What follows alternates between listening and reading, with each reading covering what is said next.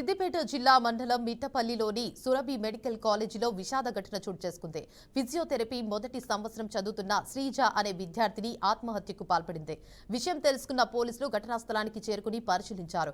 బలవన్మరణానికి పాల్పడిన విద్యార్థినిది పెద్దపల్లి జిల్లా శ్రీరాంపూర్ మండలం మెడిపల్లి గ్రామంగా గుర్తించారు. ఘటనపై కేసు నమోదు చేసుకుని సిద్దిపేట 3 టౌన్ పోలీసులు దర్యాప్తు చేపట్టారు.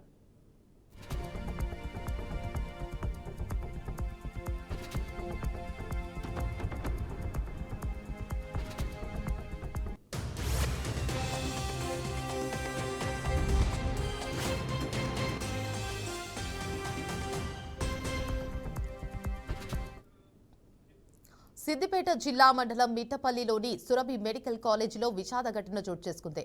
ఫిజియోథెరపీ మొదటి సంవత్సరం చదువుతున్న శ్రీజ అనే విద్యార్థిని ఆత్మహత్యకు పాల్పడింది. విషయం తెలుసుకున్న పోలీసులు ఘటనా స్థలానికి చేరుకుని పరిశీలించారు.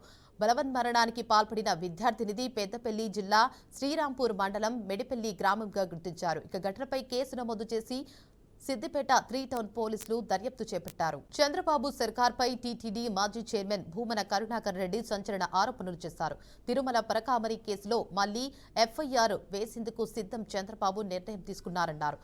ఇందులో నిందితులుగా వైసీపీ నేతలను చేర్చేందుకు ఒక డీఎస్పీకి బాధ్యతలు కూడా అప్పగించారని ఆరోపించారు.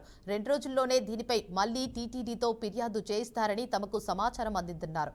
వైసీపీ నేతలే టార్గెట్ గా సీఎం ఈ నిర్ణయం తీసుకున్నట్లుగా చెప్పుకొచ్చారు. పలుచునైపోతున్నాము, ఎంత పోయినా సరిగ్గా మనకు మైలేజ్ రావటం లేదు.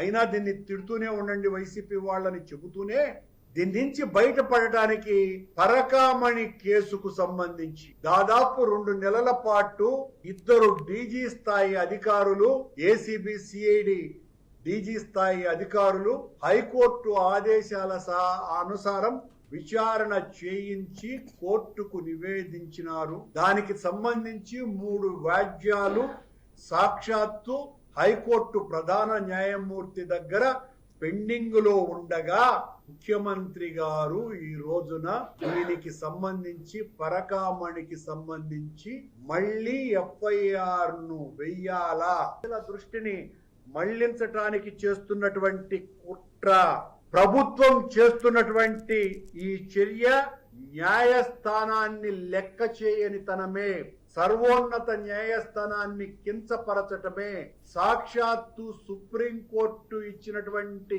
దాని కింద పనిచేసినటువంటి సిట్ ఇచ్చిన నివేదికనే లెక్క చేయకుండా 1 మ్యాన్ కమిషన్ ని ఏర్పాటు చేసినటువంటి ఈ ప్రభుత్వం ఈ రోజున రాష్ట్ర ప్రధాన న్యాయమూర్తి జగిత్యాల జిల్లాలో విషాద ఘటన చోటు చేసుకుంది. మల్యాల మండలం పరిధిలోని ఎస్ఆర్ఎస్పీ కాలువలో పడి సుత్తపల్లికి చెందిన బీఆర్ఎస్ నేత రమణారెడ్డి మృతి చెందాడు.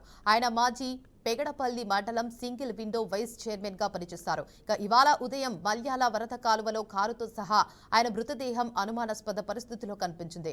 సమాచారం అందుకున్న వెంటనే పోలీసులు ఘటనా స్థలానికి చేరుకుని కారును బయటకు తీసి కేసు నమోదు చేశారు. రమణారెడ్డి మృతికి గల కారణాలపై పలు అనుమానాలు వ్యక్తమవుతున్నాయి. పోలీసులు అన్ని కోణాల్లో దర్యాప్తు కొనసాగిస్తున్నారు.